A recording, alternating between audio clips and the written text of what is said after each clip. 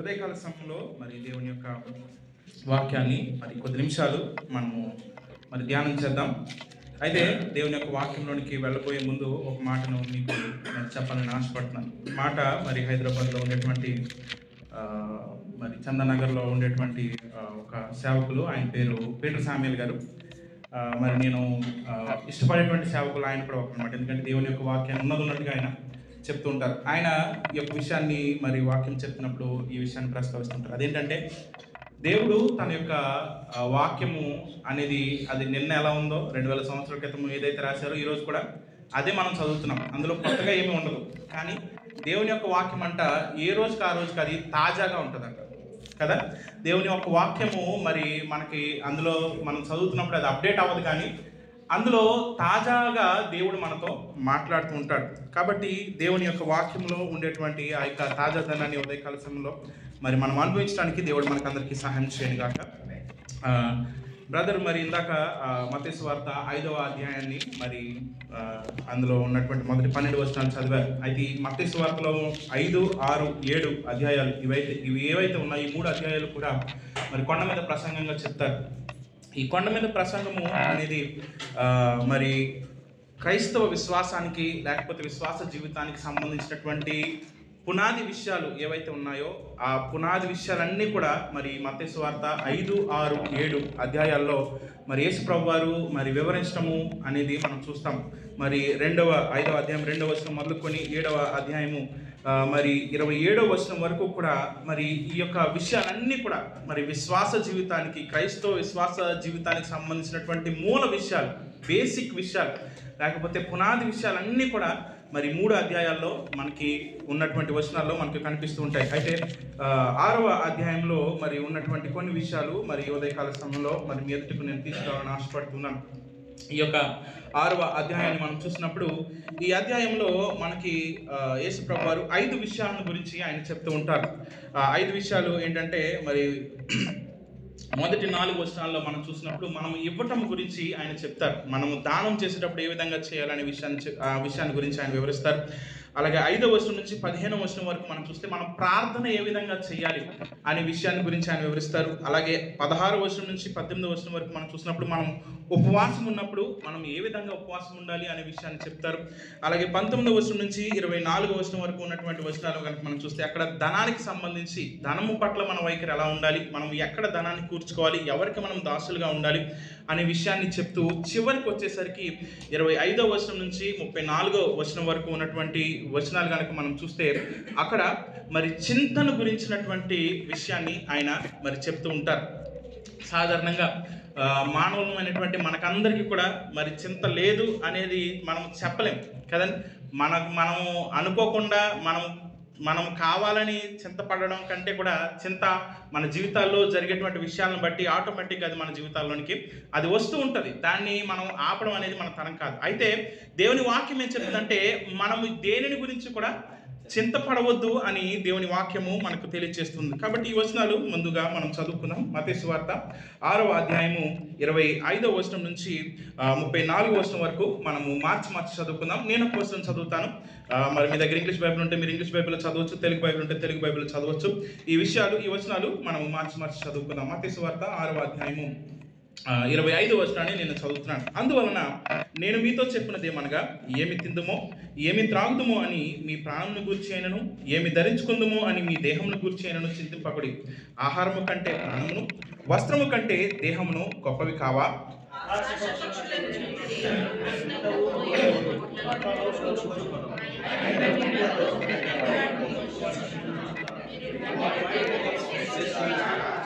ఇరవై 27వ వచనం, మీలో ఎవడు చింతించటం వలన తన ఎత్తు మూరెడు ఎక్కువగా చేసుకొనగలడు?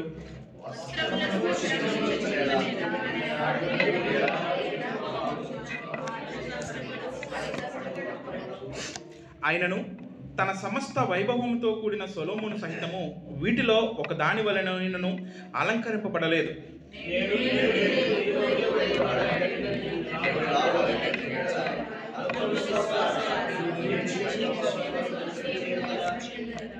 కాబట్టి ఏమి తిందుమో ఏమి త్రాగుదుమో ఏమి ధరించుకుందుమో అని చింతింపకుడి. అన్యజనులు వీటి విషయమై విచారింతురు.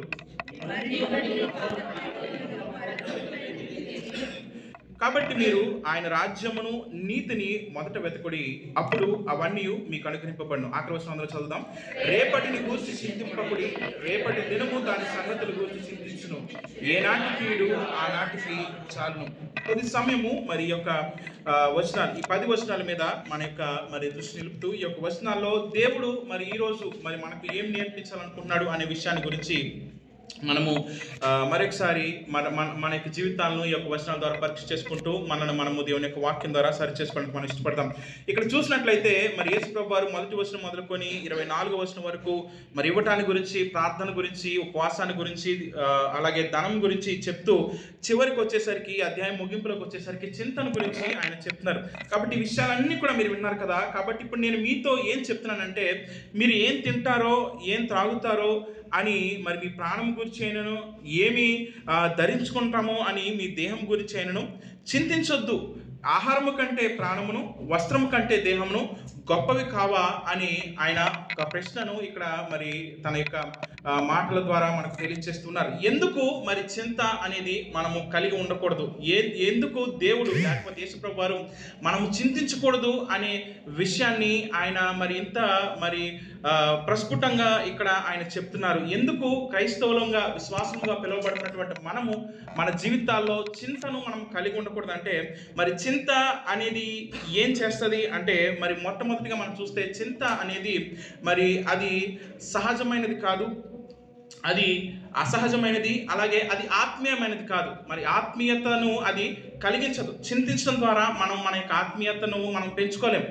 తర్వాత మరి అది మన యొక్క ఆరోగ్యానికి అది హాని కలిగిస్తుంది కదండి.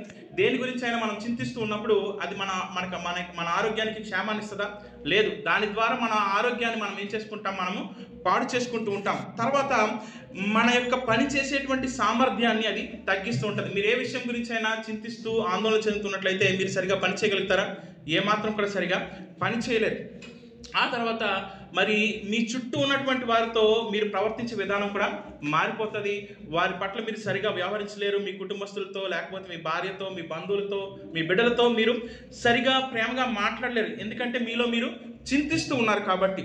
ఆ తర్వాత మరి అన్నిటికంటే ప్రాముఖ్యమైనది ఏంటంటే, ఈ చింతించడము అనేది మరి ఇది ఎలాంటిది అంటే, దేవుని యొక్క సామర్థ్యతని, లేకపోతే దేవుని యొక్క సామర్థ్యము మన జీవితాల్లో సరిపోదు అని మరి మనము దేవునికి తెలియజేస్తామంట మనం చింతించడం ద్వారా. చూసారా ఎంత భయంకరమైనది ఈ చింత అనేది. అంటే ఈ చింత వల్ల మనము దేవుడు నాకు ఈ సమయంలో సహాయం చేస్తాడు అనేటువంటి మరి విశ్వాసము మనం కలిగి ఉండకపోగా మనము అల్ప విశ్వాసం అయిపోతామంట. అవిశ్వాసం కాదు, అల్ప విశ్వాసం అవుతాం. అవిశ్వాసం అంటే దేవుడి మీద విశ్వాసం లేకపోవడము.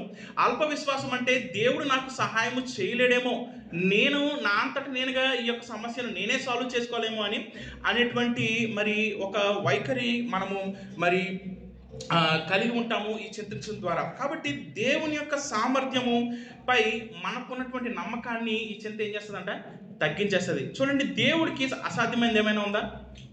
ఏది కూడా లేదు. మన జీవితాల్లో మనం ఎంత పెద్ద సవాళ్ళు మనం ఎదుర్కొంటున్నా సరే, దేవుడు ప్రతి విషయంలో కూడా మనకు సహాయం చేయడానికి ఆయన శక్తివంతుడు. ప్రతి విషయంలో కూడా ఆయన మనకు సహాయం చేయడానికి ఆయన సామర్థ్యం కలిగినటువంటి వాడు. అయితే మనం గనక ఆ విషయాన్ని మన హృదయంలో నమ్మకుండా, విశ్వసించకుండా మనం గనక చింతిస్తున్నట్లయితే, మరి ఈ పరిస్థితిలో నేను ఎలా బయటపడగలుగుతాను, ఈ పరిస్థితిలో మరి నీ సమస్య నేను ఎలా సాల్వ్ చేసుకోగలుగుతాను, లేకపోతే ఈ ఆరోగ్య సమస్య నుంచి నాకు ఎలా విడుదల కలుగుతుంది అని గనక మనలో మనమే చింతిస్తూ దేవుడి మీద గనక మనం ఆధారపడకుండా ఉన్నట్లయితే మనం ఏం చేస్తున్నామంట, దేవుని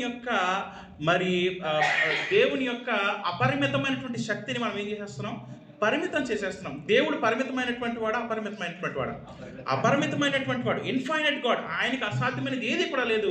కానీ మనం ఏం చేస్తున్నాం, చింతించడం ద్వారా దేవుని పట్ల మనకున్నటువంటి మరి ఆ యొక్క విశ్వాసాన్ని మనము తగ్గించుకుంటున్నాం. ఇంకా దీన్ని ఇంకొంచెం బాగా అర్థం చేసుకోవాలనుకున్నట్లయితే ఇలా అనుకుందాం. ఇది ఒక ఉదాహరణ మాత్రమే. నాకు ఒక 100 రూపాయల అప్పు ఉంది. ఎంత ఉందండి? 100 రూపాయలు అప్పు ఉంది. కానీ మా నాన్నగారికి 1000 కోట్ల ఆస్తి ఉంది. ఓకేనా? నాకు ఒక 100 రూపాయలు అప్పు ఉంది, మా నాన్నగారికి 1000 కోట్ల ఆస్తి ఉంది. ఇప్పుడు ఈ 100 రూపాయల అప్పు నేను ఎలా తీర్చాలి అని కూర్చుని ఏడుస్తున్నాను అనుకోండి. ఇప్పుడు మీరు ఎవరైనా వచ్చి నన్ను అడుగుతున్నారు, ఎందుకు బాబు ఏడుస్తున్నావు అంటే, నాకు ఇలా 100 రూపాయలు అప్పు ఉంది అంటే, అవునా, మరి మీ పరిస్థితి ఏంటంటే, లేదండి మా నాన్నగారికి 1000 కోట్ల ఆస్తి ఉందని చెప్తే మీరు ఏమంటారు? నీకు అసలు బుద్ధి ఉందా? మీ నాన్నగారికి 1000 కోట్ల ఆస్తి పెట్టుకుని నువ్వు రూపాయలు అప్పు తెచ్చినట్టు నువ్వు ఎంత ఏడుస్తున్నావా, వెళ్ళి మీ నాన్నగారిని అడిగితే ఇస్తాడు కదా మీకు అని తిడతారు. అవునా?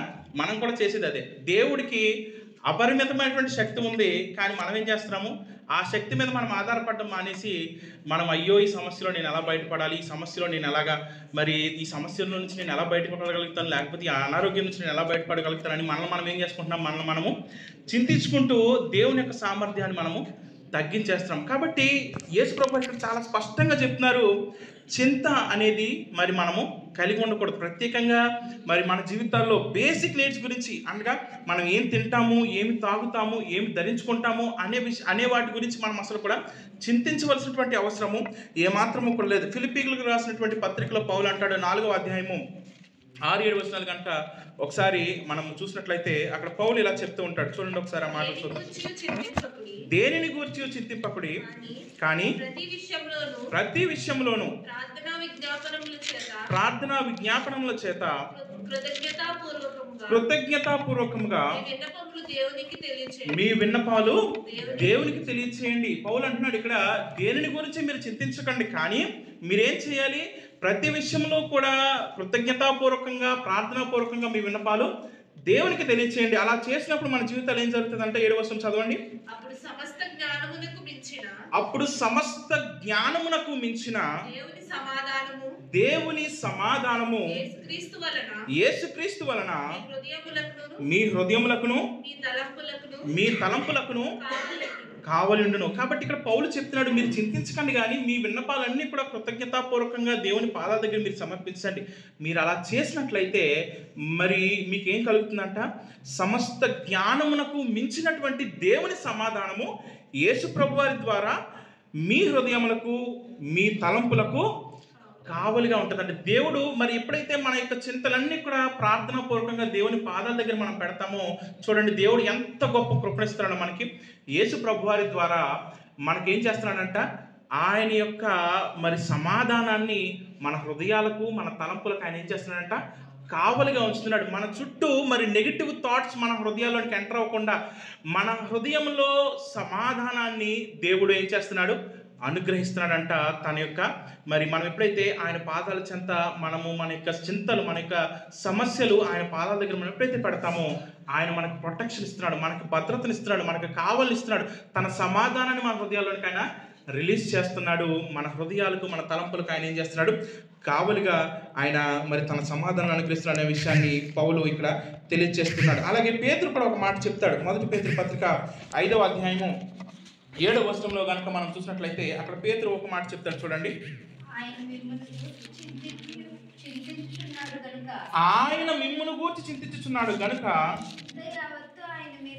మీ చింత యావత్తును ఆయన మీద వేయండి. చూసారా, ఆయన మన గురించి చింతిస్తున్నప్పుడు మనము చింతించవలసిన పని ఇంకేమైనా ఉందా? ఏమాత్రం కూడా లేనే లేదు. కాబట్టి మనము చింతించడం ద్వారా మన జీవితాల్లో మరి మనం సాధించేది ఏమీ లేదు. మరి అంతకంటే ఎక్కువగా మరి మనం ఏం చేస్తున్నాము, మనకి మనమే హాని చేసుకుంటున్నాం. మన శరీరాన్ని పాడు చేసుకుంటాం, మన ఆరోగ్యాన్ని పాడు చేసుకుంటాం, మన సంబంధాలను పాడు చేసుకుంటాం, మనం చేసేటువంటి పనిని మనం సరిగా చేయలేము. వీటన్నిటికీ మించి దేవుని యొక్క సామర్థ్యాన్ని మనము ఏం చేస్తున్నాం, తగ్గించేసుకుంటూ ఉన్నాం. మన జీవితాల్లో మనంతట మనమే దేవుని యొక్క శక్తి సామర్థ్యాలు మనం ఏం చేసేస్తున్నాం, పరిమితం చేసేసుకుంటున్నాం. ప్రభువా, ఈ సమస్య నువ్వు వద్దులే, నేనే సాల్వ్ చేసుకుంటాను, నేను ఏదోలా కష్టపడతానని మనకు మనమే మరి చింతించడం ద్వారా మనము దేవునికి మరి ఆ విధంగా మన యొక్క వైఖరిని కనపరుచుకుంటూ ఉన్నాం. కాబట్టి మనము ఆ విధంగా ఉండకూడదు అనే విషయాన్ని ఈ ఉదయకాల సమయంలో మనము గుర్తించవలసిన వారమై ఉన్నాం. యేసు ప్రభు వారు మరి ఆ మాట చెప్పిన తర్వాత మీరు అలా చింతించకండి, మీరు చింతించవలసిన అవసరం లేదు. మీరు ఆహారం గురించి, పానీయం గురించి, వస్త్రాల గురించి మీరు చింతించవలసిన అవసరం లేదు. ఎందుకంటే మీ ఆహారం కంటే మరి మీ ప్రాణము, మీ యొక్క వస్త్రాల కంటే మీ దేహము ఎంతో గొప్పవి. ఎంత గొప్పవి అంటే ఒకసారి ప్రకృతిని చూడండి. 26 వచనం నుంచి మరి 30 వరకు ఉన్నటువంటి వచనాల్లో ఆ యొక్క చింతన గురించి ఆయన మరి ప్రకృతి వైపు చూపిస్తూ మరి ప్రకృతిలో జరిగేటువంటి విషయాలను గురించి వివరిస్తూ మరి ఎందుకు చింతించొద్దు అనే మరి విషయాన్ని గురించి మరింతగా అర్థమయ్యేలాగా ఆయన చెప్తున్నారు. 26 వచనం నుంచి కనుక మనం చూసినట్లయితే మత్తయి సువార్త 6వ అధ్యాయము, ఆకాశ పక్షులను చూడుడి, అవి విత్తవు, కోయవు, కొట్లలో కూర్చుకొనవు, అయినను మీ పరలోకపు తండ్రి వాటిని పోషించుచున్నాడు. చూసారా, ఇక్కడ మరి ఆకాశ పక్షులను మీరు చూడండి. అవి విత్తవు, అవి కోయవు, అవి కొట్లలో కూర్చుకోవు. అవి ఒక పొలం కౌలుకు తీసుకుని అందులో నాట్లు నాటవు, ఆ పొలాన్ని దున్నవు, ఆ పొలంలో నాట్లు నాటి మరి దాన్ని సాగు చేసి దాన్ని పండించి ఆ ధాన్యాన్ని అంతా సమకూర్చి మరి ధాన్యం గిడ్డంగుల్లో వేసి ఆ తర్వాత ఆహారం తింటాయా? తినవు. కాబట్టి ఆకాశ పక్షులు ఏం చేస్తున్నాయి చూడండి. ఆకాశ పక్షులను చూసి మరి మీరు నేర్చుకోండి. ఆ ఆకాశ పక్షులు ఏమి చెయ్యవు, కానీ అవి మీ పరలోకపు తండ్రి చేత అవి పోషించబడుతున్నాయి. వాటికంటే మీరు శ్రేష్ఠులు కాదా అని మరి యేసు ప్రభువారు మరి ప్రశ్నించడము మరి మనం అక్కడ చూస్తూ ఉన్నాం. చూడండి, ప్రకృతి అంతా కూడా దేవుని మీద ఆధారపడుతుంది. మరి దేవుని మీద ఆధారపడినటువంటి ప్రకృతి విషయంలో దేవుడు ఎక్కడా కూడా ఫెయిల్ అవ్వలేదు. కానీ దేవుని స్వరూపంలో చేయబడినటువంటి మానవులమైనటువంటి మనము దేవుని మీద ఆధారపడకపోవడాన్ని బట్టి మరి మన విషయంలో మరి దేవుణ్ణి మనం ఫెయిల్ చేస్తున్నాం. చూడండి, ఇది ఎంత దౌర్భాగ్యకరమైనటువంటి విషయం కదా. మరి ఈ పక్షుల గురించి మనం చూసినప్పుడు అవి మరి ఉదయకాలంలోనే మరి ఆహారం కొరకు తమ యొక్క గూళ్ళను విడిచి అవి దినమంతా కూడా సంచారం చేస్తాయి. వాటికి ఆహారాన్ని దేవుడు అనుగ్రహిస్తున్నాడు. అంతేకాని అవి వాటి గూళ్ళలో ఉండిపోయి ప్రభువా మాకు ఆహారం దయచేయి అని అక్కడి నుంచే మొరపెట్టి తమ యొక్క నోరులను తెరిస్తే దేవుడు వాటికి ఆహారాన్ని అక్కడికి పంపించట్లేదు. అవి దేవునికి మొరపెడుతున్నాయి, దేవుని మీద ఆధారపడుతున్నాయి, తమ యొక్క గూళ్ళను విడిచిపెడుతున్నాయి. అవి దినమంతా కూడా సంచారం చేసి తమకు కావాల్సినటువంటి ఆహారాన్ని అవి సంపాదించుకుంటున్నాయి, అవి తింటున్నాయి. తిరిగి మరలా సాయంకాలం వాటి యొక్క గూళ్ళకు అవి చేరుకుంటున్నాయి. అయితే మన జీవితాల్లో మన యొక్క విశ్వాస పునాది సరిగా వేయబడినప్పుడు, లేదా మనకి విశ్వాసాన్ని సరిగా నేర్పించలేనటువంటి సేవకులు మనకు ఎదురైనప్పుడు వారు ఏం చేస్తారు? మీరేం చేయట్లేదండి, మీరు ప్రార్థన చేయండి చాలు, దేవుడి మీద ఆధారపడండి చాలు, దేవుడు మీకు అన్నీ సమకూరుస్తాడు, మీరు అసలు ఏమి చేయట్లేదు, మీరు అలా కూర్చుని ఉండండి, మీ పనులన్నీ అయిపోతాయని కొంత రాంగ్ గైడెన్స్ ఇస్తూ ఉంటారు. అది కరెక్ట్ కాదండి. మా నాన్నగారు మాకు చిన్నప్పుడే ఈ విషయాలను ఆయన నేర్పిస్తూ ఉండేటువంటి వారు. అదేంటంటే, దేవా నా బట్టలు మాసిపోయాయి, నా బట్టలు క్లీన్ చేసుకోవడానికి నాకు సహాయం చేయని నువ్వు ప్రార్థన చేస్తే నీ బట్టలను క్లీన్ చేసుకోవడానికి దేవుడు నీకు కావాల్సిన శక్తి ఇస్తాడు. కానీ నువ్వు ప్రార్థన చేసినంత మాత్రం నీ బట్టల్ని దేవుడు తెల్లగా చేయడు అని మా నాన్నగారు చెప్తూ ఉండేవారు. అలాగే నీకు ఆకలేస్తే నీకు ఆహారం సంపాదించుకోవడానికి కావాల్సినటువంటి శక్తిని దేవుడు నీకు ఇస్తాడు, కానీ నీకు ఆకలి తీసేసి నీకు ఆకలి లేకుండా చేయడు అని ఆయన చెప్తూ ఉండేటువంటి వారు. కాబట్టి మనము ప్రార్థన చేసి దేవుని మీద ఆధారపడి మనము చేయవలసినటువంటి పని మనము చేయాలి. మనము చేయవలసినటువంటి కష్టం మనం చేసినప్పుడు మన కష్టాన్ని బట్టి దేవుడు తన యొక్క కృపను మనకు అనుగ్రహిస్తాడు. ఇక్కడ ఆకాశ పక్షుల విషయంలో యేసు ప్రభువారు అదే విషయాన్ని చెప్తున్నారు కదా. అవి కష్టపడవు, అవి విత్తవు, అవి కోయవు, అవి కొట్లలో కూర్చుకోవు, కానీ పరలోకపు తండ్రి ఏం చేస్తున్నాడు? వాటికి ఆహారాన్ని ఇస్తున్నాడు. ఎలా ఆహారాన్ని ఇస్తున్నాడు? అవి గూళ్ళలో ఉండగా ఆహారం ఇస్తున్నాడా? లేదు. అవి తమ గూళ్ళను విడిచిపెడతాయి, అవి బయటికి వెళ్తాయి, అవి కష్టపడతాయి, అవి తిరుగుతాయి, ఆహారం గురించి సంచారం చేస్తాయి, ఆహారాన్ని సంపాదించుకుంటాయి, తమను తాము పోషించుకుంటాయి, తిరిగి తమ యొక్క గూళ్ళకు తాము వస్తాయి. ప్రకృతిని మనం చాలా జాగ్రత్తగా గమనించినప్పుడు దేవుడు ప్రకృతిలో అనేకమైనటువంటి విషయాలను మన యొక్క విశ్వాస జీవితానికి సంబంధించి ఆయన నేర్పిస్తూ ఉంటాడు. అలాగే మనము తర్వాత ఉదాహరణ మనం చూసినప్పుడు 27వ వచనం 28వ వచనం, మీలో ఎవడు చింతించడం వలన తన ఎత్తు 3 ఎక్కువ చేసుకోగలడు, వస్త్రమును గురించి మీరు చింతింపనేలా, అడవి పువ్వులు ఎలాగో ఎదుగుచున్నావో ఆలోచించుడి, అవి కష్టపడవు, వడకవు, అయినను తన సమస్త వైభవంతో కూడిన సొలొమోను సహితము వాటిలో ఒకదాని వలె అలంకరింపబడలేదు అని యేసు ప్రభువు చెప్తున్నారు. సొలొమోను గురించి కనుక మనం చూస్తే రాజుల గ్రంథాల్లో సొలొమోను యొక్క వైభవము ఎంత గొప్పగా ఉండేదో దేవుడు చాలా చక్కగా వాటిని మనకి ఆయన వ్రాయించాడు. సొలొమోను యొక్క ఆహార విషయాల గురించి ఎంత ఆహారం అతని కొరకు సిద్ధపరిచేటువంటి వారో అనే విషయాన్ని కూడా అక్కడ మనము చూస్తాం. రాజుల గ్రంథాలు, దినవృత్తాంతాల గ్రంథాలు మనం చదివినప్పుడు ఆ విషయాలు మనకు అర్థమవుతాయి. ఒక మాట ఏమని ఉంటుందంటే, సొలొమోను కాలంలో వెండి అసలు లెక్కలేదంట. వెండి లెక్క లేదంటే ఎంత మరి మరి ఆ ధనము ఆయన యొక్క మరి రాజ్యంలో ఉండేదో మనము ఆలోచించుకోవచ్చు. ఇప్పుడున్నటువంటి రాజులు, ఇప్పుడున్నటువంటి మరి ప్రధానమంత్రులు, మరి వీళ్ళ యొక్క వైభవం చూస్తే మనం ఆశ్చర్యపోతాం. కానీ సొలొమోను కాలంలో వెండికి లెక్క లేదు అంటే ఎంత ఐశ్వర్యము అతను కలిగి ఉండేటువంటి వాడు. కానీ అలాంటి సొలొమోను గురించి యేసుప్రభు వారు చెప్తున్నారు, అడవిలో ఉండేటువంటి గడ్డి పువ్వులు కంటే వైభవం కంటే సొలొమోను వైభవం చాలా తక్కువ. ఎందుకంటే దేవుడు అడవి పువ్వుల్ని అంత చక్కగా అలంకరిస్తాడు. చూడండి, మరి కొన్ని మన ఊర్లో మరి మనము వెళ్తున్నప్పుడు డొంకలు అంటాం కదా, డొంకల్లో కొన్ని పువ్వులు మనకు కనిపిస్తూ ఉంటాయి. అవి ఎంత చక్కగా ఉంటాయి. వాటికి గార్డెనర్ ఉండడు, వాటికి మరి మందు వేసేవారు ఉండరు, వాటికి నీరు పోసేవారు ఉండరు, మరి వాటికి ఎలాంటి పోషణ కూడా అందించేవారు, వాటికి కేర్ టేకర్ అంటే ఎవరు కూడా ఉండరు. కానీ అవి ఎంత చక్కగా మరి ఆ పువ్వులు చూసినప్పుడు ఎంత చక్కగా ఉంటాయి.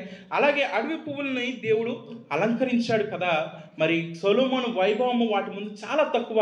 అలాంటి అడవి పువ్వులనే దేవుడు మరి అంత వైభవంగా, అంత చక్కగా, అంత అందంగా అలంకరించినప్పుడు మరి మిమ్మల్ని దేవుడు మరి పోషించడా, లేకపోతే మీకు వస్త్రాలు ఆయన ధరింప చేయడా. 30 వచనం మనం చూస్తే, నేడుండి రేపు పొయ్యిలో వేయబడు అడవి గడ్డిని దేవుడు అలాగూ అలంకరించిన ఎడల అల్ప విశ్వాసులారా మీకు మరినిశ్చయముగా వస్త్రములు ధరింప చేయను కదా అనే మాట మరి యేసుప్రభువు వారు మరి అక్కడ పలకడం మనం చూస్తాం.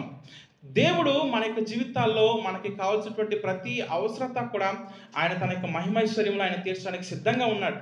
కానీ ప్రాబ్లం వల్ల ఏంటంటే మన యొక్క అల్పవిశ్వాసం. మన యొక్క అల్పవిశ్వాసాన్ని బట్టి దేవుని యొక్క పని మన జీవితాల్లో జరగకుండా మనమే అడ్డుకుంటాం. దానికి మరి ఎవరు కూడా కారణం కాదు. మన అల్పవిశ్వాసాన్ని బట్టే దేవుడు యొక్క కార్యాలు మన జీవితాల్లో జరగకుండా మనం ఏం చేస్తున్నాం, మనంతట మనమే ఒక అడ్డులాగా మన యొక్క అల్పవిశ్వాసాన్ని మనము ఉంచుకుంటూ ఉన్నాం. కాబట్టి మన జీవితాల్లో మరి ఈ యొక్క విషయాల్లో మరి దేవుని మీద ఆధారపడే విషయంలో, లేకపోతే చింతించే విషయంలో మరి మనల్ని మనం ఒకసారి పరీక్ష చేసుకోవాల్సిన వారమైనా.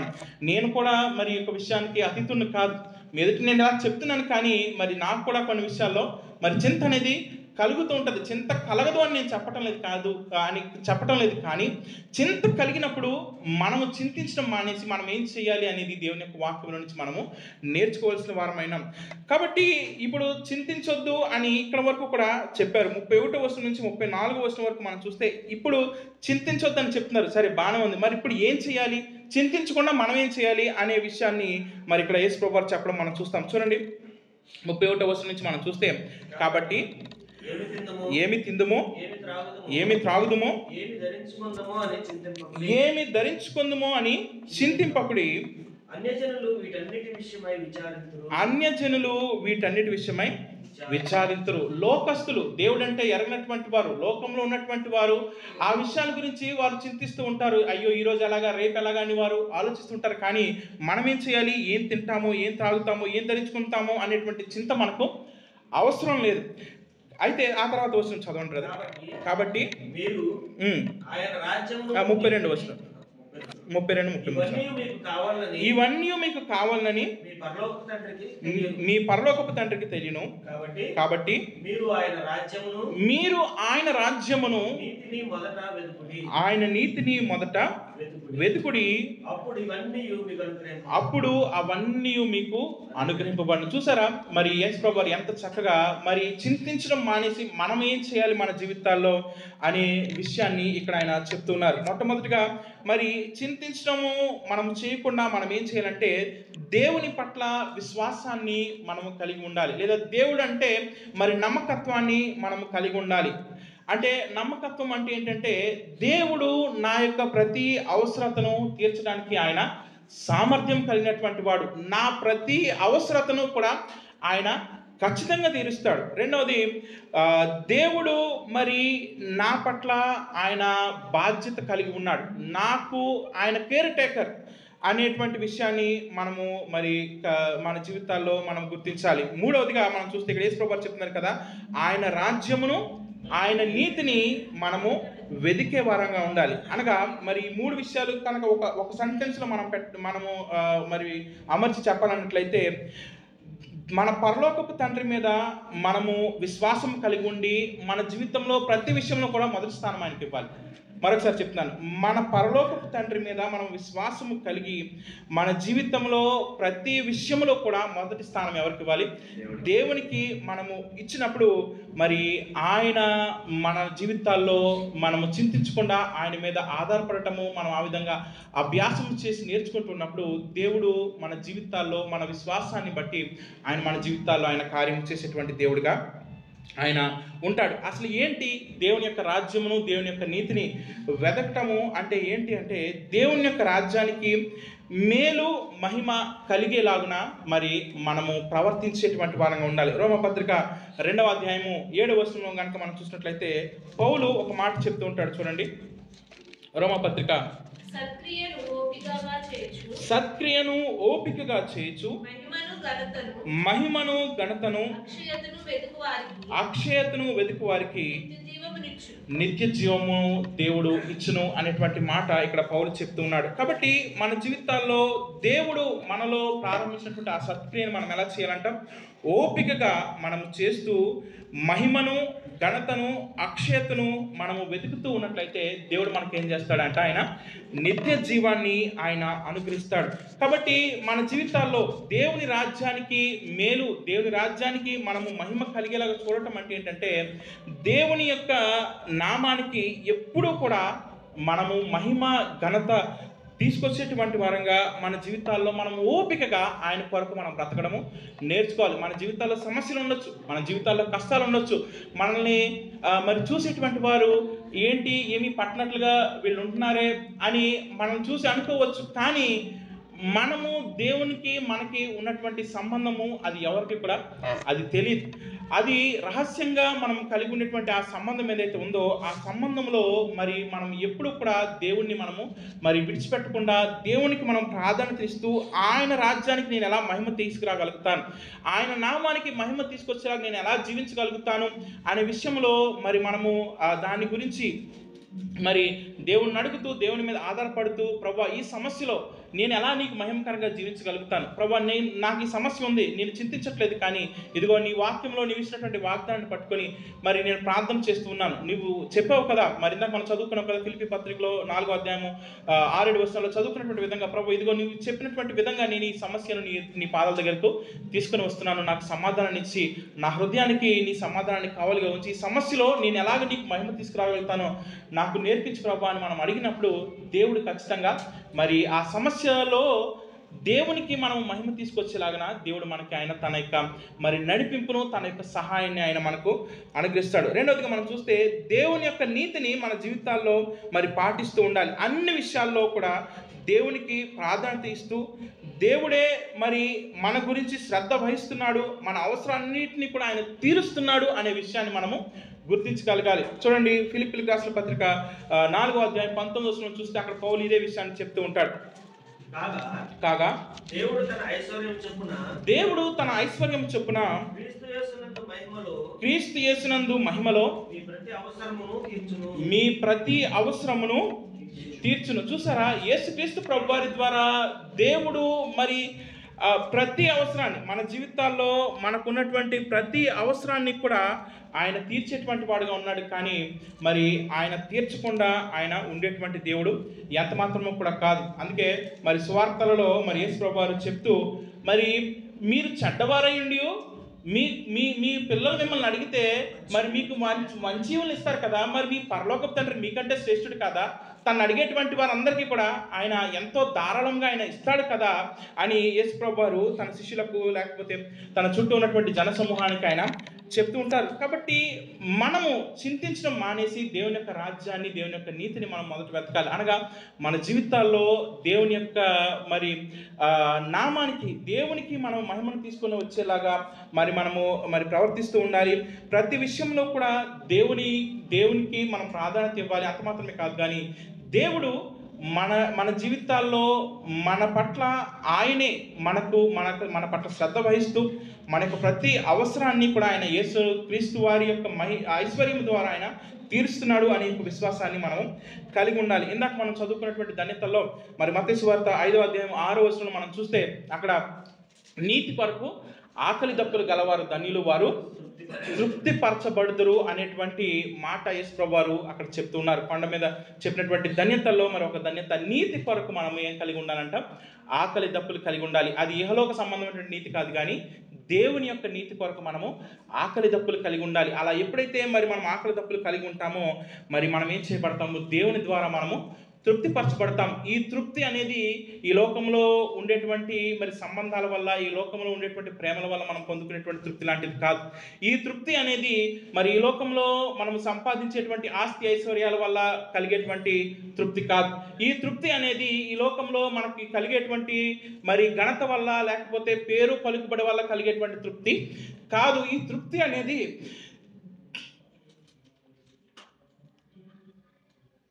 యేసు ప్రభువు వారి ద్వారా మన జీవితాల్లో దేవుడు ఇచ్చినటువంటి గొప్ప కృప. ఈ తృప్తి మరి ఏ విషయంలో కూడా మన ఈ లోకంలో ఎంత ప్రయాసపడినా మనం పొందుకోలేము, కానీ కేవలము యేసు ప్రభువు వారి ద్వారా మాత్రమే మనము ఈ తృప్తిని మనం పొందుకోగలుగుతాం. ఏ విషయంలో కూడా మనం ఈ లోకంలో ఎంత ప్రయాసపడినా మనకి తృప్తి అనేది దొరకదు, కానీ దేవుని మీద ఆధారపడుతూ దేవుని కొరకు, దేవుని మహిమ కొరకు మనం బ్రతికినప్పుడు మాత్రమే యేసు ప్రభువు వారి ద్వారా దేవుడు ఈ తృప్తిని మన జీవితాల్లో ఆయన ఇచ్చేటువంటి దేవుడిగా ఉంటాడు. కాబట్టి మనకి ఏది ప్రాముఖ్యము అనేటువంటి విషయాన్ని మనము చాలా జాగ్రత్తగా గమనించుకోవాలి. అది మన చుట్టూ ఉండేటువంటి ప్రజల, లేకపోతే మన జీవితంలో మనము కలిగి ఉండేటువంటి వస్తువుల, లేకపోతే మన ఈ లోకంలో మనం సాధించవలసినటువంటి లక్ష్యాల, లేకపోతే మన మన మన మన జీవితంలో మనం తీర్చుకోవాల్సినటువంటి కోరికల, ఇవన్నీ ఒకవైపు, దేవుడు ఒకవైపు. ఏ విషయానికి మనం ప్రాధాన్యత ఇస్తున్నాం? ప్రతి క్షణము, ప్రతి దినము కూడా మన జీవితాలను మనము పరీక్షించుకోబద్దులమై ఉన్నాం. ఎందుకంటే మరి ఈరోజు దేవునికి ప్రాధాన్యత ఇచ్చేటువంటి మనము రేపు దేవునికి ప్రాధాన్యత ఇస్తామా అనేది చాలా పెద్ద సవాలు. ఎందుకంటే రేపు మన జీవితము ఎలా ఉంటుంది అనేది మనము ఊహించలేము. మన జీవితంలో ప్రతి క్షణము కూడా మనము దేవునికి ఎప్పుడు కూడా మనము సమర్పించుకుంటూ, మనల్ని మనము దేవునికి పూర్తిగా మనము లోపరుచుకుంటూ దేవునికే మనము మొదటి ప్రాధాన్యత ఇవ్వాలి. కానీ మన వస్తువులకి కాదు, మన చుట్టూ ఉండేటువంటి ప్రజలకి కాదు, మన చుట్టూ ఉండేటువంటి, లేకపోతే మనం సాధించవలసినటువంటి లక్ష్యాలకు కాదు, లేకపోతే మనం తీర్చుకోవాల్సినటువంటి కోరికలకు కాదు. అలాగని ఇవన్నీ మరి మనకు అవసరం లేదు అని నేను చెప్పడం లేదు. ఈ కోరికలు, ఈ ఇహలోక సంబంధమైనటువంటి మరి ఆశలు, ఇహలోక సంబంధంగా మనం కలిగి ఉండవలసినటువంటి మానవ సంబంధాలు, ఇహలోక సంబంధంగా మరి మనం సాధించవలసినటువంటి లక్ష్యాలు, ఇవి కావాలి, ఇవి ప్రాముఖ్యమే. కానీ వాటికంటే ఏమి ప్రాముఖ్యము? దేవుని యొక్క మరి కృప, లేకపోతే దేవునికి మనము ప్రాధాన్యత ఇవ్వటం అనేది మన జీవితాల్లో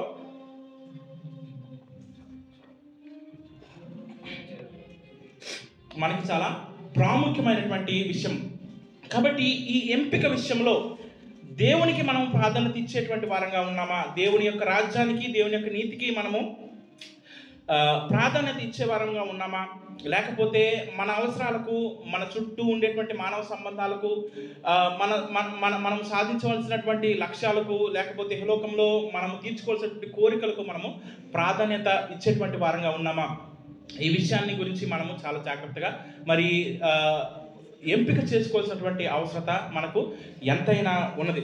చూడండి, ఒక కథ మీకు చెప్పాలని ఆశపడుతున్నాను.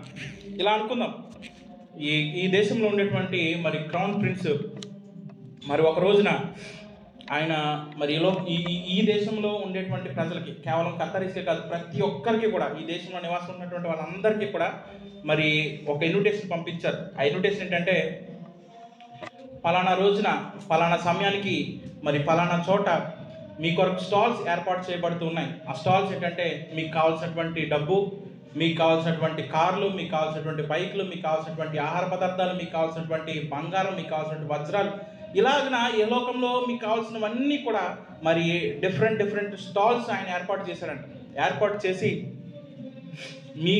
మీరు అందరూ రావచ్చు, మీకు QID, ఖత్తర్ ID ఉన్నా, పాస్పోర్ట్ ఉన్నా, లేకపోయినా ప్రతి ఒక్కరు రావచ్చు, మీకు ఎంత కావాల్సి అంత మీకు నచ్చింది తీసుకుని వెళ్ళొచ్చు అని ప్రకటించాడు. ప్రకటించినప్పుడు మరి ఏమవుతుంది చెప్పండి? కంట్రోల్ చేయగలుగుతారా? క్రౌడ్ని కంట్రోల్ చేయలేదు. అందరూ వెళ్ళారు. ఎవరికి కావాల్సింది వాళ్ళు, ఎంత కావాల్సింది వాళ్ళు తెచ్చుకుంటున్నారు, తీసుకుంటున్నారు, వెళ్ళిపోతున్నారు, మళ్ళీ వస్తున్నారు, మళ్ళీ వాళ్ళకి కావాల్సింది తీసుకుంటున్నారు, వెళ్ళిపోతున్నారు, మళ్ళీ వస్తున్నారు, మళ్ళీ కావాల్సింది తీసుకుంటున్నారు, వెళ్ళిపోతున్నారు. ఇలాగన ప్రతి ఒక్కరు కూడా ఎవరికి కావాల్సిన స్టాల్ దగ్గరికి వాళ్ళు వెళ్తున్నారు, ఎవరికి కావాల్సింది వాళ్ళు తీసుకుంటున్నారు, ఎంత కావాలంటే అంత తీసుకుంటున్నారు, వెళ్ళిపోతున్నారు. రాజు వెళ్ళి చూస్తూ ఉన్నాడంట, ఆహా నేను చేసినటువంటి ఈ యొక్క మరి పని అంత బాగుంది, ప్రజలందరూ కూడా మరి వాళ్ళకి కావాల్సింది వాళ్ళు పట్టుకుని వెళ్ళిపోతున్నారు అని మరి సంతోషిస్తూ ఉన్నప్పుడు ఈ లోపల మరి ఒక ముసలావిడ వచ్చి రాజుని ఎత్తుకుని తీసుకుని వెళ్ళిపోతూ ఉందంట. రాజుని ఎత్తుకుని తీసుకెళ్ళిపోతూ ఉన్నప్పుడు రాజు అడుగుతాడంట, అదేంటి నన్ను ఎత్తుకెళ్తున్నావు, నీకు కావాల్సినవన్నీ కూడా అక్కడ ఉన్నాయి, నువ్వు అవి తీసుకెళ్ళు, నీకు ఏం కావాలి, బంగారం కావాలా, వెండి కావాలా, వస్త్రాలు కావాలా, మెడిసిన్స్ కావాలా, ఏం కావాలంటే అవి అక్కడ పెట్టాను కదా, అవన్నీ కూడా నువ్వు పట్టుకెళ్ళొచ్చు, నన్ను ఎందుకు పట్టుకెళ్తున్నావు అని ఆ ముసలావిడిని అడుగుతూ ఉన్నాడంట. అడుగుతూ ఉంటే ఆ ముసలావిడ అన్నదంట, అవన్నీ ఈరోజు ఉంటే రేపు పోతాయి, కానీ నువ్వు నా దగ్గర ఉంటే అవన్నీ కూడా నాతో ఉన్నట్టే, నువ్వు నాతో ఉంటే అవన్నీ కూడా నాకు ఎప్పుడు కావాలంటే అప్పుడు నువ్వు చిటికేస్తే నా దగ్గరికి వచ్చి పడతాయి, అందుకే నేను నిన్ను తీసుకెళ్ళిపోతున్నాను, నాకు నువ్వు కావాలి కానీ అవి అవసరం లేదు అని మరి ఆవిడ చెప్పిందంట కదా. మనం కూడా అలాగే ప్రవర్తిస్తాం, ఆ ముసలిలాగా కాదు, ఆ పట్టుకెళ్ళిపోయే వారిలాగా మనం ప్రవర్తిస్తాం. దేవుడేమో అన్నీ కూడా మన ఎదుటికి పెట్టాడు, ఇదిగో ఇవన్నీ కూడా మీరు తీసుకోండి అంటే మనము వాటి గురించి మనం ప్రయాసపడతాం, వాటి గురించి మనము ప్రాకులాడతాం, కానీ మరి అవి ఇచ్చేటువంటి దేవుని వైపు మనము ఎంత మాత్రం కూడా చూడం. పౌలు ఒక మాట చెప్తాడు, ఈ మాట మరి చదువుతున్నప్పుడు మరి చాలా భయం అనిపిస్తుంది. చూడండి, 1 కొరింథీ రాసిన పత్రిక 15వ అధ్యాయము 19వ వచనం మనం చూస్తే అక్కడ పౌలు ఇలా చెప్తాడు, ఈ జీవితకాలం మట్టుకే మనము క్రీస్తునందు నిరీక్షించు వారమైన ఎడల మనుషులందరికంటే దౌర్భాగ్యం ఎందుకు. చూసారా ఎంత ఎంత మరి వేదనతో పౌలు ఈ మాట రాసి ఉంటాడు కదా. ఈ జీవితకాలం మట్టుకే, ఈ లోకంలో మనం బ్రతికినంత కాలం వరకే దేవుడు ఉంటే చాలు, ఈ జీవితకాలంలో నేను బ్రతికినంత కాలమే దేవుడు నాకు సహాయం చేస్తే చాలు, లేకపోతే ఈ జీవితకాలంలో నేను బ్రతికినంత కాలము దేవుడు నా అవసరాలు తీరిస్తే చాలు అనేటువంటి ఉద్దేశము, అనేటువంటి వైఖరి, అనేటువంటి దృక్పథం మనం కలిగి ఉంటేనంట ఈ లోకంలో ఉండేటువంటి మనుషులందరికంటే కూడా మనము దౌర్భాగ్యము అని పౌలు చెప్తున్నాడు. చూసారా ఎంత మరి మరి హెచ్చరికతో కూడినటువంటి మాట ఇది. మన జీవితాలు అలా ఉన్నాయా? కేవలము ఈ లోకంలో ఉన్నటువంటి విషయాల కొరకే మనం దేవుని మీద ఆధారపడేటువంటి వారంగా ఉన్నామా, లేదా మరి దేవుని యొక్క రాజ్యమును, దేవుని యొక్క నీతిని ప్రేమించి మరి వాటిని వెతకటానికి అంతకంటే ఈ లోకం కంటే శ్రేష్టమైనటువంటి వాటి కొరకు మనము దృష్టి నిలుపుకునేటువంటి వారంగా మనం ఉన్నామా? ఇదే పౌలు మరొక చోట చెప్తాడు, కొలసీ పత్రిక 3వ అధ్యాయం 1వ వచనంలో అంటాడు. చూడండి ఒక మాట, మీరు క్రీస్తుతో కూడా లేపబడిన వారైతే పైనున్న వాటినే వెదకుడి. అక్కడ ఏముందో పైన చూడండి, అక్కడ క్రీస్తు దేవుని కుడిపార్శ్వమున కూర్చున్నాడు. ఇక్కడేమో ఇహలోక సంబంధమైనటువంటి విషయాల కొరకే క్రీస్తునందు నిరీక్షించే వారమైతే మనుషులందరికంటే దౌర్భాగ్యం అని చెప్తున్నాడు. అయితే మనం ఎలా ఉండాలో మరి ఇక్కడ పౌలు చెప్తున్నాడు, మీరు క్రీస్తుతో కూడా లేపబడిన వారైతే, నిజంగా మీరు గనక యేసు ప్రభు వారు నిజంగా మీరు ఆయనతో కూడా మీరు లేపబడ్డారు అనేటువంటి విశ్వాసం మీరు కలిగి ఉన్నటువంటి వారైతే మీరు వేటిని వెతకాలి? పైనున్న వాటిని మీరు వెతకాలి. ఇహలోకమైనటువంటి సంబంధాలు లేకపోతే ఇహలోకానికి సంబంధించినటువంటి విషయాలను మనం వెతుక్కోవడం కాదు, కానీ పరమందున్నటువంటి క్రీస్తుని మనము వెతికేటువంటి వారముగా మనం ఉండాలి. పైన ఎవరున్నారు? యేసు ప్రభు వారు ఎక్కడున్నారు? దేవుని కుడిపార్శ్వమున ఆయన ఉన్నాడు. చూడండి, అదిగో మీరు మీ లక్ష్యము అది, మీ గమ్యము అది, మీ గురి అది, మీ యొక్క ప్రాధాన్యత దేవుని యొక్క రాజ్యము, దేవుని యొక్క నీతి, కానీ ఇహలోక సంబంధమైనటువంటి ఆహారం లేకపోతే ఇహలోక సంబంధమైనటువంటి సదుపాయాలు, ఇహలోక సంబంధమైనటువంటి విషయాల గురించి మీరు చింతించడం కాదు. ఇదిగో మీ దృష్టి పైన మీరు నిలపాలి. ఈ విషయాన్ని మీరు ఎప్పుడు కూడా మరి మర్చిపోకూడదు అనేటువంటి మాటను పౌలు మరి జ్ఞాపకం చేస్తూ ఉన్నాడు. మరి హెబ్రీ గ్రంథకర్త కూడా ఒక మాట చెప్తూ ఉంటాడు. చూడండి, హెబ్రీ గ్రంథకర్త 12వ అధ్యాయంలో మనం చూస్తే మొదటి నుంచి మనం చదివినట్లయితే, వలె మనలను ఆవరించి ఉన్నందున మనము కూడా ప్రతి భారమును సులువుగా చిక్కులు పెట్టి పాపమును విడిచిపెట్టి విశ్వాసమునకు కర్తయు దానిని కొనసాగించువాడునైనా యేసు వైపు చూచుచు మన ఎదుట ఉంచబడిన పందెములో ఓపికతో పరిగెత్తించాలండి. మన గురి ఎక్కడ ఉండాలంట? విశ్వాసమునకు కర్తయు దానిని కొనసాగించువాడైనటువంటి యేసు వైపు చూచుచు మన ఎదుట ఉంచబడినటువంటి పందెములో ఓపికతో పరిగెత్తుదు. మన గురి ఎక్కడ ఉండాలంటే యేసు ప్రభువు వారి మీద ఉండాలి. ఆయనను మనం చూడాలి. పైన ఉన్నటువంటి విషయాలు మనం చూడాలి. దేవుని యొక్క రాజ్యాన్ని, దేవుని యొక్క నీతిని మనం వెతుకుతూ వాటికి మనం ప్రాధాన్యత ఇచ్చే వారంగా ఉండి మన గురి వాటి వైపు మనం నిలిపినప్పుడు మనము ఓపికతో దేవుడు మన జీవితంలో మన ఎదుటి వచ్చినటువంటి పందెంలో మనం ఏం చేస్తామంటే ఓపికతో మనము పరిగెత్తుతాము అని మరి హెబ్రీ గ్రంథకర్త ఇక్కడ మరి తెలియజేస్తూ ఉన్నాడు. చైనా మరి ఆర్మీ వాళ్ళు మరి వారు పెరేడ్ చేస్తూ ఉన్నప్పుడు వాళ్ళు ఒక టెక్నిక్ యూజ్ చేస్తారంట. మన దేశంలో మరి సాధారణంగా మనకి రిపబ్లిక్ డే రోజున పెరేడ్ జరుగుతూ ఉంటుంది కదా. మీరు ఎప్పుడైనా చూస్తే ఆ పెరేడ్లో ఉన్నటువంటి ఆ సోల్జర్స్ అందరూ కూడా చాలా డిసిప్లిన్డ్గా ఒకే పిన్ పాయింట్లో వాళ్ళు వెళ్తూ ఉంటారు. వాళ్ళందరూ ఒకేసారి మరి మూవ్ అవుతూ ఉంటారు. అందరు రైట్ లెగ్స్ ఒకేసారి మూవ్ అవుతాయి, అందరు లెఫ్ట్ హ్యాండ్స్ ఒకేసారి మూవ్ అవుతాయి, అందరి హెడ్స్ ఒకేసారి టర్న్ అవుతూ ఉంటాయి. అందరూ కూడా ఒకే విధంగా చూస్తారు, ఒకే యూనిఫామ్గా వారు వెళ్తూ ఉంటారు. అయితే చైనా ఆర్మీ మరి వాళ్ళు ఈ యొక్క ఆర్మీని వారు ఆ విధంగా పెరేడ్లో వారు వెళ్తున్నప్పుడు వారు తలలు ఎప్పుడు కూడా ఇలా స్ట్రైట్గానే ఉంచడానికి వాళ్ళు ఒక టెక్నిక్ యూజ్ చేస్తారంట. టెక్నిక్ ఏంటంటే ఈ కాలర్ ఉంటుంది కదా, ఈ కాలర్కి ఇటొక పిన్ను పెడతారంట. ఇటొక గుండు సూది గుచ్చుతారంట ఈ కాలర్. గుచ్చినప్పుడు వాళ్ళు మెడలాగుతుందని ఇలా తిరిగారనుకోండి, లేదా పక్కన జరుగుతుందో చూద్దామని ఇలా తిరిగారనుకోండి, ఈ పక్క నుంచి ఇది గుచ్చుకుంటుంది. ఇటు తిరిగారనుకోండి, ఈ పక్క నుంచి ఇది గుచ్చుకుంటుంది. కిందకి చూద్దాం అనుకున్నారు అనుకోండి, 2 గుచ్చుకుంటాయి. పైకి చూద్దాం అనుకున్నా కూడా 2 గుచ్చుకుంటాయి. వాళ్ళు కదలకుండా స్ట్రైట్గా ఉన్నప్పుడు మాత్రమే వాళ్ళకి ఏది గుచ్చుకోద్దు.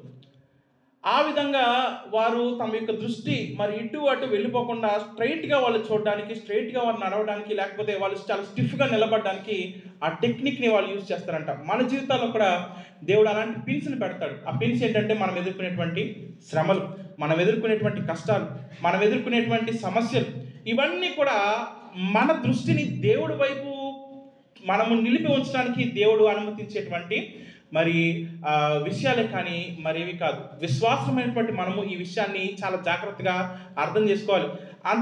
అలా కాకుండా మరి దేవుని నమ్ముకున్నాము, మరి నాకే ఇన్ని శ్రమలు వచ్చేస్తున్నాయి, పక్కోళ్ళు బాగున్నారు, దేవుని నమ్ముకున్నాను, నాకే ఇన్ని కష్టాలు వచ్చేస్తున్నాయి, లేకపోతే నాకే ఇన్ని సమస్యలు దేవుడు అనుమతించేస్తున్నాడు, ఇలాగునా మనం ఆలోచించుకోకూడదు. మనము ఎలా ఆలోచించాలంటే ఈ సమస్య నా ఎత్తుకి దేవుడు తీసుకుని వచ్చాడు, బహుశా నేను దేవుని వైపు నా గురి నిలపటం లేదేమో, బహుశా నేను దేవుని వైపు చూడటము నేను మర్చిపోయానేమో, లేదా దేవుని మీద దృష్టి నిలపడం నేను మర్చిపోయానేమో, లేదా నా విశ్వాసంలో నేను ఇంకా ఏమైనా సరి చేసుకోవాలేమో, బహుశా అందుకే దేవుడు ఈ సమస్య నా జీవితంలోకి అనుమతించడేమో, లేదా నేను ఇంకా దేవునికి మరి ఈ సమస్య ద్వారా ఇంకా మహిమను తీసుకురావడానికి దేవుడు నాకు ఈ సమస్యను తీసుకొచ్చాడేమో అనేటువంటి విధంగా మనం ఆలోచించాలి. కానీ మరొక విధంగా మనం ఆలోచించకూడదు. ఇక్కడ హెబ్రీ గ్రంథకర్త చెప్తున్నాడు కదా,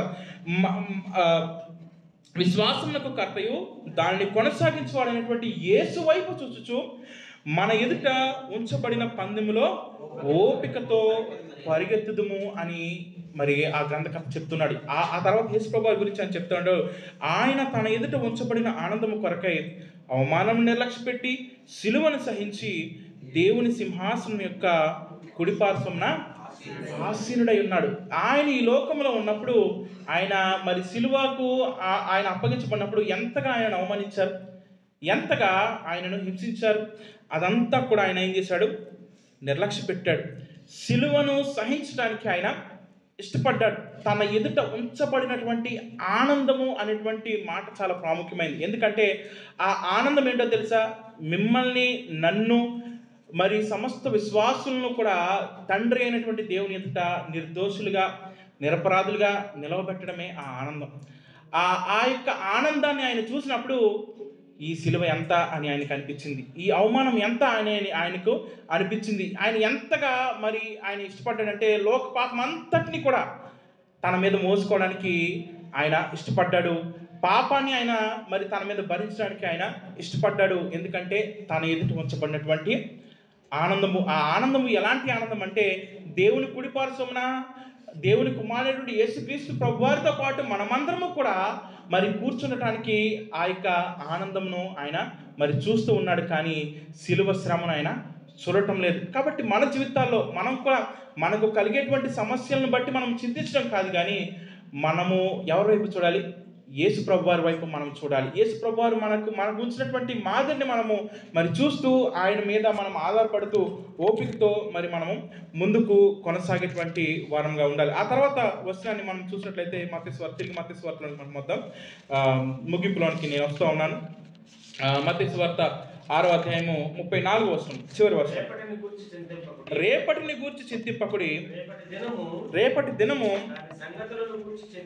దాని సంగతులు గూర్చి చింతించును, ఏనాటి కీడు ఆ నాటికి చాలును అని ప్రభువారు చెప్తూ ఈ యొక్క అధ్యాయాన్ని మరి ముగించడం మనం చూస్తాం. రేపటి గురించి మనము చింతించొద్దు, రేపటి గురించి మనము వర్రీ అవ్వద్దు అని మరి యేసు ప్రభువారు చెప్తున్నారు. అంటే ఈ విషయాన్ని మనము చాలా జాగ్రత్తగా, చాలా స్పష్టంగా మనం అర్థం చేసుకోవాలి. యేసు ప్రభువారు ఏం చెప్తున్నారు? రేపటి గురించి చింతించొద్దు అని చెప్తున్నారు. అంతేగాని రేపటి గురించి ప్లాన్ చేసుకోవద్దు అని చెప్పట్లేదు. చాలా జాగ్రత్తగా ఈ విషయాన్ని మనం అర్థం చేసుకోవాలి. ఆయన మరి రేపటి గురించి చింతించకండి, రేపటి గురించి మీరు చింతించొద్దు అని ఆయన చెప్తున్నారు. కానీ మరి రేపటి దినం గురించి మీరు ప్లాన్ చేసుకోవద్దు అని ఆయన చెప్పటం లేదు. మనము ప్లాన్ చేసుకోవడం మంచిది. ముందుగా మరి మనము కొన్ని విషయాలు మనము ప్లాన్ చేసుకోవాలి. అనగా మనము మరి ప్లాన్ చేసుకోవడాన్ని బట్టి మరి మన జీవితాల్లో మనం ఏదైతే సాధించాలనుకుంటున్నామో, లేదా మరి మన జీవితాల్లో మరి మనము ఏదైతే చేయాలనుకుంటున్నామో దాని గురించి మనం చాలా జాగ్రత్తగా మరి ప్లాన్ చేసుకుని దేవుని యొక్క సహాయం కొరకు మనం ప్రార్థన చేసుకుని మనం ప్లాన్ చేసుకోవచ్చు. అది దైవికమైనదే, అది బైబిల్ పరమైనదే. కానీ మరి చింతించడాన్ని బట్టి మరి మనం ఏం చేస్తామంటే, ఆ చింతించడాన్ని బట్టి మన జీవితాల్లోనికి మరి మనము భయాన్ని మనం ఆహ్వానిస్తాము. అదే సమయంలో దేవుని మీద ఆధారపడటము, దేవుని మీద విశ్వాసం కలిగి ఉండటం అనేది మనకి కష్టమైపోతూ ఉంటుంది. దేవుడు మరి మనకు తన యొక్క సహాయాన్ని ఆయన ఎప్పుడు కూడా ఇస్తాడు. ఆయన మనల్ని విడిచిపెట్టేటువంటి వాడు కాదు, మనల్ని త్రోసివేసేటువంటి దేవుడు ఎంతమాత్రం కూడా కాదు. రేపటి గురించి మన యొక్క జీవితాలు రేపు ఎలా ఉండాలి, లేకపోతే సంవత్సరం తర్వాత నేను ఎక్కడ ఉండాలి, ఎలా ఉండాలి, ఎక్కడ నేను ఇల్లు కట్టుకోవాలి, లేకపోతే నా పిల్లల కొరకు నేను ఎలా ధనం సమకూర్చాలి, ఈ యొక్క విషయాలు మనం ప్లాన్ చేసుకోవచ్చు. వాటిని బైబిల్ తప్పు అందు. కానీ ఆ ప్లానింగ్ లేకుండా అయ్యో మరి నేను ఎలా చేయగలుగుతాను ఇవన్నీ కూడా, మరి నాకు ఎవరైనా సహాయం చేస్తారా, లేకపోతే నేను ఒక్కని ఇదంతా ఎలా చేయగలుగుతాను అని దేవుడి మీద మనం ఆధారపడకుండా మనం చింతించినట్లయితే మనము భయాన్ని మనం కొని తెచ్చుకుంటాము. దేవుడి మీద ఆధారపడటము అనేది మనము మరి ఆ విషయంలో మనము దిగజారిపోతాం. చూడండి, కొరింథీ రాసిన పత్రికలో పౌలు ఒక మాట చెప్తాడు. 1 కొరింథీ పత్రిక 12వ అధ్యాయము 14వ వచనం. శరీరం ఒకటే అవయవంగా ఉండక 1 కొరింథీ 12:14. కాదండి, క్షమించండి. 2 కొరింథీ 12:14. లాస్ట్ వచనం చదవండి సరిపోద్ది. లాస్ట్ భాగం చదివితే సరిపోద్ది. పిల్లలు తల్లిదండ్రుల కొరకు కాదు, పిల్లలు తల్లిదండ్రుల కొరకు కాదు, తల్లిదండ్రులే పిల్లల కొరకు ఆస్తి కూర్చు తగినది కదా. పౌలు అంటున్నాడు ఇక్కడ, పిల్లలు తల్లిదండ్రుల కొరకు కాదు, తల్లిదండ్రులే పిల్లల కొరకు ఆస్తి కూర్చు తగినది కదా అని పౌలు చెప్తున్నాడు. అంటే ఏంటంటే మనము మన ఇంటి వారి కొరకు మనం కష్టపడి వారి యొక్క భవిష్యత్తు కొరకు మరి మనము కొంత మరి ఆస్తిని సమకూర్చడము అనేది అది బైబిల్ పరమైనదే. కానీ దాని గురించి చింతించడం అనేది బైబిల్ పరమైనది కాదు. మనము మనము బ్రతకాలి, నేను ఎలా బ్రతకగలుగుతాను, నాకు సరైన ఉద్యోగం లేదు, సరైనటువంటి సంపాదన లేదు అని మనము చింతించడం వల్ల మనం ఏమీ కూడా సాధించేది లేదు. అయితే చింతించడం బదులు దేవుని మీద మనం ఆధారపడిన, ప్రభువా ఇదిగో ఈరోజు నాకు ఏది సరిగా లేకపోవచ్చు, కానీ నేను నిన్ను నమ్ముతున్నాను, నువ్వు నా జీవితంలో నీ కార్యం చేయగలుగుతావు, నీ చిత్తంలో, నీ సమయంలో, నీ సామర్థ్యం చొప్పున నాకు నువ్వు సహాయం చేస్తావు. ఇదిగో ఇప్పుడు నా పరిస్థితి ఎలా ఉండొచ్చు, కానీ నువ్వు ఒకరోజు నన్ను ఖచ్చితంగా పైకి లేవనెత్తుతావు అని మనము దేవుని మీద మనం ఆధారపడటం మనం నేర్చుకున్నప్పుడు దేవునికి మనం ప్రాధాన్యత ఇచ్చేటువంటి వారంగా ఉంటాము. దేవుని యొక్క నామానికి మనం మహిమ తెచ్చేటువంటి వారంగా ఉంటాము. చింతించడం మానేసి దేవుని మీద మనము ఆధారపడేటువంటి వారంగా మనం ఉంటాం. కాబట్టి మన యొక్క జీవితాల్లో ఈ చింత విషయంలో మరి మనము చాలా జాగ్రత్త వహించవలసినటువంటి వారంగా ఉన్నాం. ఎందుకంటే మనకు తెలియకుండానే ఇది మనల్ని ఏం చేస్తుంది, అవిశ్వాసంలోనికి మనల్ని నడిపించేదిగా ఉంటుంది. కాబట్టి మనం ఏ విషయంలో అయినా ఒకవేళ చింతిస్తున్నామేమో, ఏ విషయమైనా మనల్ని కలవరపరుస్తుందేమో, ఈ ఉదయకాల సమయంలో దేవుని యొక్క వాక్య వెలుగులో మన జీవితాల్ని మనం ఒకసారి పరీక్ష చేసుకుందాం. ప్రభువా, ఇదిగో ఈ ఫలానా విషయంలో మరి నాకు చింత అనేది కలుగుతూ ఉంది, ఈ విషయం నన్ను ఎంతో బాధిస్తూ ఉంది, ఈ విషయం నన్ను ఎంతో ఆందోళనకు గురి చేస్తూ ఉంది. నువ్వు నీ వాక్యం ద్వారా నీ వాగ్దానాన్ని ఇచ్చావు కదా ప్రభువా, నీ సన్నిధిలో మరి ఈ యొక్క విన్నపాన్ని నేను ప్రార్థనాపూర్వకంగా పెట్టినప్పుడు నీవు సమాధానం ఇచ్చి నా హృదయానికి, నా తలంపులకి కావాలిగా ఉంటానన్నావు. నీ ఐశ్వర్యంలో నా ప్రతి అవసరతను నువ్వు తీరుస్తానన్నావు. నీ రాజ్యాన్ని, నీ నీతిని మొదట వెతకమన్నావు. అలా చేసినప్పుడు నాకు కావాల్సినవన్నీ కూడా నువ్వు అనుగ్రహిస్తానని నీ వాక్యం ద్వారా నాతో మాట్లాడవు కదా ప్రభా, నాకు దయచేసి సహాయం చేయి అని గనక మనము అడిగితే దేవుడు ఖచ్చితంగా మనలో ఉండేటువంటి ఆ యొక్క చింతను ఆయన తొలగిస్తాడు. సమస్యను తొలగిస్తాడు నేను చెప్పటం లేదు, మనలో ఉండేటువంటి చింత నుంచి ఆయన విడుదలిస్తాడు. దేవుని మీద విశ్వాసం కలిగి నడుచుకోవడం అనేది మనకు ఆయన నేర్పిస్తాడు. యెహోషువని మనం జ్ఞాపకం చేసుకున్నప్పుడు ఇదొకటి నేను చెప్పి నేను ముగిస్తాను. యెహోషువ మరి అప్పటి వరకు 40 సంవత్సరాలు ఒక బలమైనటువంటి నాయకత్వం కింద ఇశ్రాయేలు ప్రజలు నడిచారు. మోషే యొక్క నాయకత్వంలో 40 సంవత్సరాలు మరి దేవుడు అనేక అద్భుతాలు మరి వారి ఎదుట చేస్తూ మరి ఇశ్రాయేలు ప్రజలు నడిపిస్తూ కనాను యొక్క మరి దరికి వారిని చేర్చాడు. యోర్దాను యువతల వాళ్ళు ఉన్నారు, యోర్దాను అవతల కనాను ఉంది. మరి ఆ సమయంలో మోషే చనిపోయినప్పుడు యెహోషువ భుజాల మీద ఎంత భారం ఉంటుందండి, ఎంత మరి స్ట్రెస్కి యెహోషువ గురై ఉంటాడు కదా. 40 సంవత్సరాలు ఒక బలమైనటువంటి నాయకుడి ద్వారా నడిపించబడినటువంటి జనాంగము ఈ కొత్త నాయకుడిని నమ్మాలి అంటే అది మామూలు విషయమా కాదు. కానీ యెహోషువ దగ్గరికి వచ్చి దేవుడు ఒకే మాట పదే చెప్తాడు, నిబ్బరం కలిగి ధైర్యంగా ఉండు. ఇదిగో ఈ ధర్మశాస్త్ర గ్రంథాన్ని నువ్వు చదువు, దీన్ని ధ్యానించు, దీన్ని చదువు, దీన్ని బోధించు, దీన్నే నువ్వు పట్టుకుని ఉండు అని పదే యెహోషువకు మొదటి అధ్యాయంలో మనం చూస్తే యెహోషువకు మరలా దేవుడు అదే మాట చెప్తూ మరి యెహోషువను ధైర్యపరిచినట్టుగా మనం చూస్తాం. దేవుడు మన చేతిలో ఈ యొక్క 66 పుస్తకాలు ఉన్నటువంటి యొక్క బైబిల్ గ్రంథాన్ని ఉంచింది ఎందుకో తెలుసా? ప్రతిదినము ఆయన మనతో మాట్లాడడానికి. దేవుడు మన జీవితాల్లో మనకి కావలసినటువంటి ప్రతి సమయానికి కావాల్సినటువంటి ప్రతి విధమైనటువంటి నడిపింపు కూడా ఈ 66 గ్రంథాల్లో ఆయన సంపూర్ణం చేసిగా ఆయన పొందుపరిచి ఉంచాడు. మనం ఏం చేయాలంటే దాన్ని మనము వెతుక్కోవాలి. ప్రతిరోజు మనం వెతుక్కోవాలి. ప్రతిరోజు మనం దాన్ని వెతుక్కుంటూ ఉన్నప్పుడు ప్రతిరోజు దేవుడు నాతో ఏం మాట్లాడతాడా అని దేవుని యొక్క వాక్యం దగ్గరికి మనము దీనులముగా వచ్చినప్పుడు ఖచ్చితంగా దేవుడు మనతో మాట్లాడతాడు. ఆయన మీద ఆధారపడడం అంటే ఏంటో మనకు ఆయన ఖచ్చితంగా ఆయన నేర్పిస్తాడు. కాబట్టి చింతను మనం విడిచిపెడదాం, దేవుని మీద ఆధారపడడం మనం నేర్చుకుందాం, దేవుని యొక్క వాక్యాన్ని ప్రతిదినం చదువుదాం, దేవుని యొక్క నడిపింపును ప్రతిదినము కూడా మన యొక్క జీవితాల్లో మనం నేర్చుకుందాం. ఆయన రాజ్యాన్ని, ఆయన నీతిని మనం వెతికే వారంగా ఉందాం. ఆ విధంగా చేసి ఆయన నామానికి మహిమ తెచ్చేటువంటి వారంగా ఉంటూ ఈ లోకంలో కేవలము ఇహలోకమైన సంబంధమైనటువంటి విషయాల కొరకు మాత్రమే మనం నిరీక్షించేటువంటి వారం కాకుండా పర సంబంధమైనటువంటి విషయాల కొరకు అనగా పైనటువంటి క్రీస్తు కొరకు మనం నిరీక్షణ కలిగి మనల్ని మాత్రమే కాదు మన చుట్టూ ఉండేటువంటి వారిని కూడా దేవునిలో మనం ప్రోత్సహిద్దాం. దేవుడు మనకందరికీ అటువంటి కృపను దయచేయను గాక. ఈ కొద్ది మాటలు దేవుడు మన వినికిడిలో దీవించును గాక. ఆమేన్.